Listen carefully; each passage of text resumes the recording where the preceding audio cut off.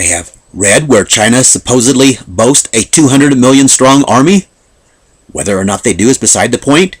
Either way, their army is of the 200 million that the Apostle John recorded that is associated with the sixth trumpet. And China, along with Russia and other nations, are positioning themselves for battle at this time. They're being drawn together by our Creator for battle at this time. Concerning the sixth trumpet, John recorded in Revelation 9, and the four messengers were loosened to prepare for an hour and a day and a month and a year to slay a third of man. And the number of the army of the horsemen was 200,000,000, and I heard the number of them. 200,000,000 is 200 million. The sixth trumpet began to sound on a spiritual plane on June 12th of 2011. June 12th was the 9th day of the third month on our Creator's calendar. This 9th day is the day after the 7th Sabbath, after the wave sheaf offering on the second day of the Feast of Unleavened Bread. Today is the second day of this feast on our Creator's restored calendar. Today is the 16th day of the first month, and it is the day of the wave sheaf offering. But nearly all of you could care less that our Creator has restored His calendar in His restoration of all things. You could care less what He has restored. The first half of the count to the Feast of First Fruits begins on today and ends on the 9th day of the third month. This day on the 9th day of the third month will be May 26th on Satan's calendar this year. And it will be 2 years after the sixth trumpet began to sound. Our Creator has been sending wave after wave of warnings that have tied in the prophecies that He had recorded in His Word in a remarkable way. And His doing so has testified to why He is sending His wrath and to whom He is sending it upon, along with testifying to His Word. But nearly all of you could care less because His Word is not your measuring rod. You are risen up in arrogance above what His Word declares and testifies to. June 12th began a prophetic foreshadow of the year and a month and a day and an hour that led up to July 19th of last year. And through a process of revelations from our Elohim, this prophetic foreshadow led up to an actual year and a month and a day and an hour that began on December 25th this past year. An actual year and a month and a day equals 391 days. December 25th was the last day of the shofar sounding, and it was 391 days before January 20th of next year, the hour of the great and fearful day of Yahweh's vengeance. The first day of the shofar's blowing began on December 19th. December 19th was the 153rd day after the 153 first fruits were harvested on July 19th, along with the rest of them that were asleep in the graves at that time. From the day after the seventh Sabbath that follows the wave sheaf, which is the 9th day of the third month, we are told to count 50 days, including the day after the seventh Sabbath. Now that Yahweh has restored His 30-day month, this always lands on the 28th day of His fourth month, like it did before He altered the rotations in the day of Hezekiah. This day will be the 1-year anniversary of His first fruit harvest that happened last July 19th.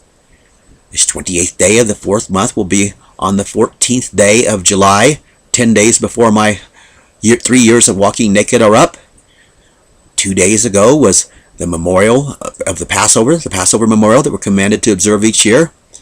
As far as I know, I do not know of any others besides my wife and I that observed this commanded memorial on His restored appointed times, according to all of the statutes and ordinances that He gave to observe it. The good news for you, though, is His Word gives you a backup opportunity to obey Him in the second month. If I were you, I would be preparing to obey this memorial next month. The instructions that He gave to us for this event testify that His Passover sacrifice of His Son's shed blood is not applied on our behalf if we are unclean before His face. His Word says in Numbers 9, "And there were men who were individuals with unclean bodies, so they could not observe the Passover on that day, and they came before Moses and before Aaron on that day. And those men said to him, 'What shall those of us who are among the children of Israel who have unclean bodies do, since we are withheld from drawing near to Yahweh's offering at His appointed time?'" If you cannot see how this verse is saying that if you are unclean, you cannot partake in His Passover offering, you are just being willfully rebellious to His Word.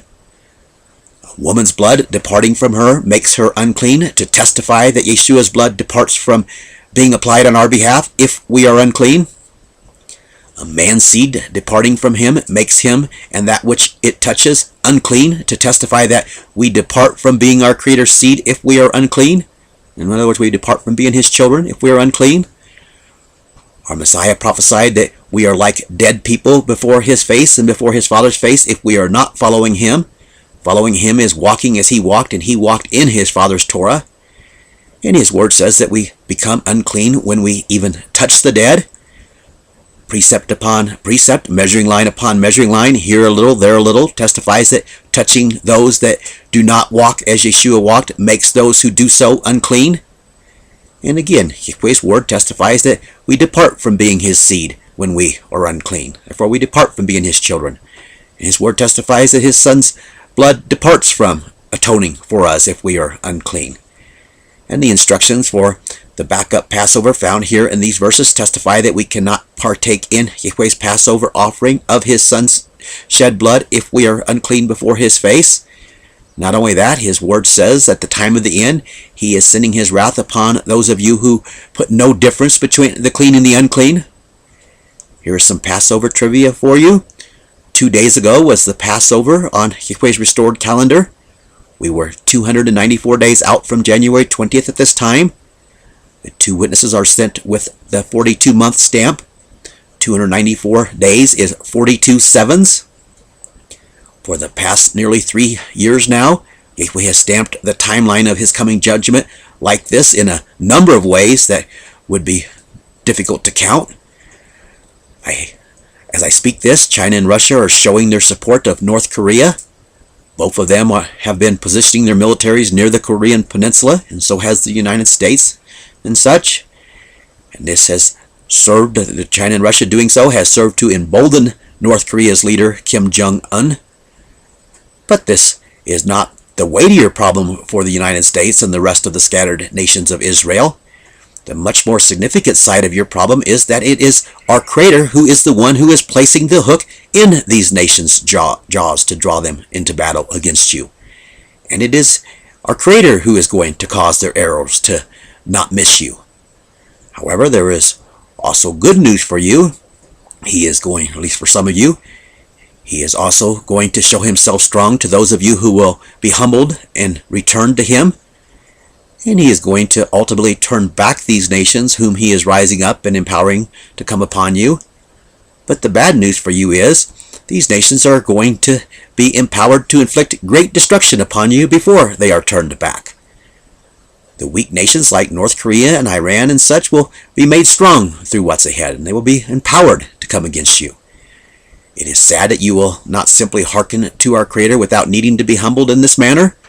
Yet the reality is, His witness against you has proven that you will not. Like I said, today we are in the second day of His restored timing of His Feast of Unleavened Bread, which is the anniversary of the wave sheaf offering. But nearly all of you could care less. You're wise in your own understanding, and you tell Him how it is instead of hearkening to that which His Word declares and testifies to. One person told me last night how it was not love for me to speak about defecating and urinating on our Messiah's blood and flipping off the Most High in a recent video. Is it love to allow those you love to continue to do so without crying out to them to turn from these abominations? Is it love to pat others on the back as they skip merrily along on a path that is leading them to the lake of fire? Is it loving the Most High to actually be the one who is defecating on His Son's shed blood and the one who is flipping Him off? Or is it love to cry aloud to them, to you and to whoever else is flipping Him off and defecating on His blood, to crying out for you to wake up and to tell you that you are about to be burnt up in the lake which burns with fire and brimstone if you don't turn from your rebellion? Folks, this is real. Our Creator's hot indignation is about to be unleashed upon you, those of you who are living in rebellion to Him. And He is about to let loose those whom He has empowered and drawn into battle against you. You can call me mean and unloving all that you want. The reality is, I am crying out to you out of love. I am crying out to you to tell you to turn to loving our Creator and His Son's true righteous image. If you do not, then dying you will soon die. Turn from your rebellion to the Most High, and become the apple of his eyes. Thus saith Yahweh Elohim.